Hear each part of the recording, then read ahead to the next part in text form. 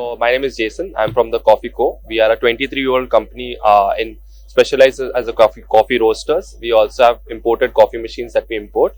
We also have filter coffee as well, and we have multiple range of coffee machines which starts from right from the approx price of 30,000 and it goes up to 5 lakhs as well. We also have coffee beans and also filter coffee. We also have, if at all you see, we have the small automatics, we have the semi-automatics, and plus we have the other ranges of coffee machines as well. So yeah, we are based out of Mumbai, and we also have service pan India. So no. So we roast ourselves. We are roasters ourselves. We have a manufacturing at Mangalore, which is in Karnataka, and then we supply to pan India to most of our customers are like Theobromas, the Coco Carts, in Hyderabad, many other places which are there. We don't have any franchisees.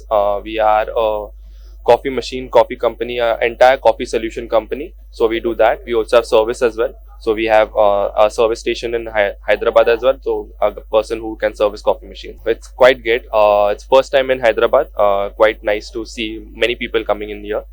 And yeah, great experience. For the newcomers which are here, it's a great opportunity. It's Hyderabad is a place, I think so now, which is a really booming market.